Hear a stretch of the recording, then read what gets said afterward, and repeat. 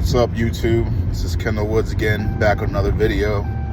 A little distracted right now. I know I shouldn't be doing this, but I just wanted to share a quick video with you guys. I'm on my way to the gym right now.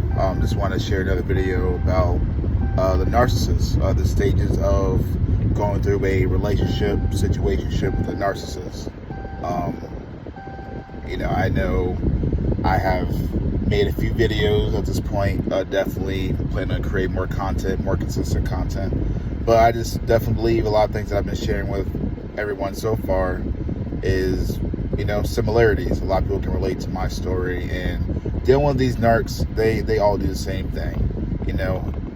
Every encounter that you have with them, once they get into your life, once they get to know you, it's all about them. They try to figure you out to their benefit. They want to know as much they want to know as much about you so they can control you, pretty much.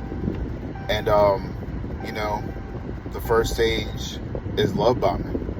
That's the very beginning, as discussed in previous videos, where basically they appear to be everything that you want.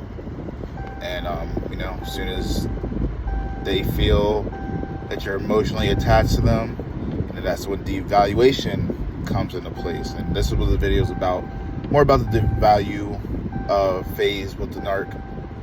See, in the very beginning, as a lot of you guys can remember, when it comes to love bombing, there's nothing you can do to upset them. You could do no wrong. You were damn near perfect. You know what I mean? They could, you could do something flat out wrong. You could literally steal something from them. I mean, probably not that extreme, but you could have made a comment about them, something that's sensitive to them, and if you were any other person at the time, they would have lost their mind. They lost control. They would have went off on you, whatever case may be. But you, during the love bombing stage, you said those things that would in any given day will set that person off. You said those things. It was almost like nothing could be looked at as being bad. Like, there's nothing that you can do, even though it was offensive. But when it comes to the real them, it's like they take it as a joke, almost like you're a comic and they're here to see a show. It's crazy. But as I was saying, as soon as the love bombing phase is over, they get into devaluing you. So when you think back of all the things that they have said that they love about you, turns out to be the things that they complain about. My narc, for example, she just used to complain about everything. Like, I just remember from the very beginning of the relationship, it was peaceful, love, fake love, obviously, but, it was peaceful, just like, any beginning stages of a relationship, is usually good vibes, good energy, people tend to put their best foot forward. It was one of those things. But when it comes to the devaluation, these narcs will find any little thing just to complain about, to get you upset, to get you emotionally wild up, to engage with them. Like my narc used to complain about things that had nothing to do with me. Like, to be honest, like, when it came down to her place that she used to live, she would complain to me about someone else's mess is in her house, but she would complain to me saying, like, I'm her man, if I see it, why don't I clean it up? Stuff like that. Stuff that's crazy to me, you know what I mean? But, that's just a small example. Complaining about something that has nothing to do with me. I'm there for her, or for the time being, but just complaining because it's not getting done. And, I was told, that's what I'm there for, basically, to help. Like, why would I want to help? Also, when it comes to this devaluation, just every little thing, they just pick fights with you. You could, make them dinner, and in the very beginning, you made them the dinner. Maybe the first couple times you guys have met up or came over to each other's houses, you'll make them dinner, and they thought it was the best dinner. They thought it was just amazing. And, a few months down the road, when you're in the devaluation phase, you make that same thing and they act like it's the most disgusting thing they ever had. You'll ask them, hey, is it good? I added something different this time, just to kind of, tweak it up a little bit, make it a little bit spicier, for example. And they will just act like it's the most awful thing. Or they'll just kind of tell you it's okay, but not really tell you anything more about it. Just like, oh yeah, it's fine, it's okay, thanks, Or they probably won't even say thank you. That's one thing too with dealing with these narcs, is just, if you really pay close attention to them, and when you engage with them, and they communicate with you back, and you compliment them, for example. I know I'm getting off track, but I just want to talk about as far as them not saying thank you. But yeah, you give them compliments. Maybe in the beginning they might say thank you, but just over time we get to know them. Just count how many times, or just see how little they say thank you for things that a decent human being would say thank you for. But these narcissists have a very hard time with saying thank you. But anyways, yeah, going back to the dinner, they'll act like it's the most disgusting thing they ever had. And, they're looking at you like, why would you make such a thing? And it's all just to make you feel bad, It's all to make you feel like there's more you can do for that person, for the relationship, to satisfy them. And the more you do it, the more you feed into, you're just making mistake after mistake, and you're not good enough, you're going to tend to disbelieve those things. So you're just going to want to go above and beyond exactly what they want you to do, exactly where they want to keep you. They want to keep you under their spell, to make it seem like what you are doing, even though you could be doing everything in the world for them. And most people who do get in relationships with these narcs, they do. They're genuine good people, and they know that. When they meet you, they know there's something about you that everybody is not. Especially in this world we're living in now. But that's what it is. They'll just make it seem like, if you want them to be happy, because they think back to the love bombing stage, how they did everything for you, even though it wasn't from a genuine place, but they kind of always draw back to why you should be doing more, because of what they chose to do, to not to show you that they're genuinely interested, but to reel you into their life, to benefit from you. And that's what the devaluation stage is all about. We all go through it. It doesn't matter how much you do for these narcs in your life, it's never good enough.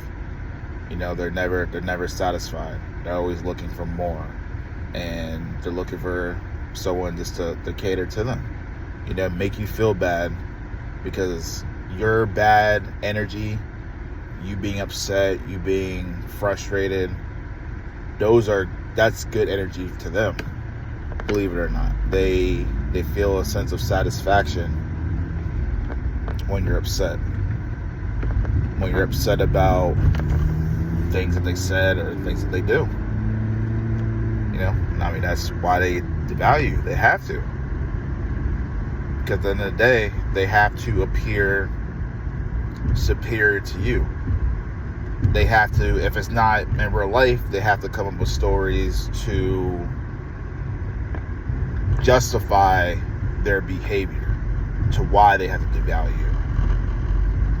Because think about it, narcissists, people who have narcissistic personality disorder, they think highly of themselves. They have a very big inflated ego.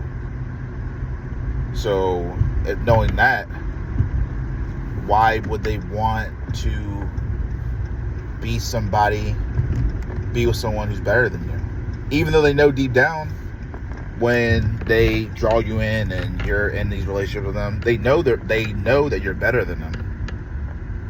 But that's why they have to devalue you, because to protect themselves. That's what the disorder is about. It's about protection. But to protect themselves, they have to devalue you to support their image. Like, they can't do no wrong. because they wouldn't be narcissists if they showed true, genuine respect for you because you're this great person. They want to be a narcissist if that's how they really went about life. They have to devalue you. And even if you didn't do anything wrong, even if you never even... Sorry, there's a car coming. Even if you never did anything wrong, even if you never got angry with them, even though these narcs give you every reason to be upset with them at some point, and it happens pretty quickly, but even if you never got angry with them, just for them to create this image to themselves, most importantly, and to the world, about you being this bad person, they have to come up with anything in the book to bring you down, to knock you off your high horse. It's the complete opposite. I know it's crazy. It's the complete opposite from love bombing to devaluation.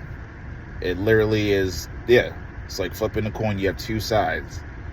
You know what I mean? It's one of those things to where you get one side, you gotta look at one side of the coin, and once you're tired of that, or once that side of the coin just looks, repetitive, like it's not changing, you flip the other side of the coin. It's just like love bombing, devaluation. It's the same thing. And it's all a tactic just to get you hooked to them. And you gotta realize that these tactics that they pull and them making you feel some type of way like you need to do better has nothing to do with you. It's all about them. It's all about them. And you'll see, I'm about to end this video now, but when I upload some more content, when I share more content with you guys, you'll see exactly why it's all about them and how they always showed you from the very beginning. Because, when it's all said and done, I'm definitely going to make a decent video to recap everything that we talked about. But it's something important that just needs to be shared. Well, I thank you guys for listening to this video about devaluation. And just trust your intuition, trust your spirit. Your spirit always tells you when things don't feel right, when things are off. And, it's just God alerting you about the potential harm or potential danger of you being in the situation that you're in. That's what it comes down to. And, we all go through life. We all have our journeys and obstacles. And sometimes we do these things and we learn the hard way. But it's all about growth. Don't take any of this. I know it takes time, but don't take any of this to heart. Don't feel bad like there's more you could have done to keep up the love bombing, for example. Because the love bombing, no matter how great it was or how great you thought it was going to end sooner or later. So it has nothing to do with you, like I said.